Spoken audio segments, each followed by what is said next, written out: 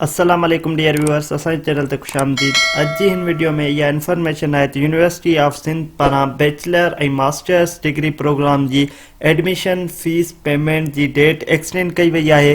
Bachelor degree programme जी second merit list ऐं master degree programme जी third merit list में जेके भी कैंडिडेट सिलेक्ट थिया हुआ उन्हनि जी एडमिशन जी फीस पेमेंट जी जेका लास्ट डेट हुई उहा 28 जनवरी हुई, उनखे एक्सटेंड करे 31 जनवरी 2023 रखियो वियो आहे।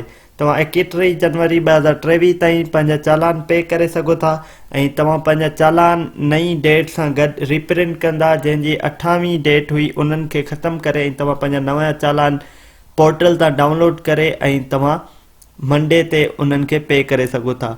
उमेद था कयूं त तव्हांखे इंफॉर्मेशन मिली वई हूंदी। यूनिवर्सिटी ऑफ सिंध पारां एडमिशन फीस पेमेंट जी डेट एक्सटेंड करे छॾी आहे।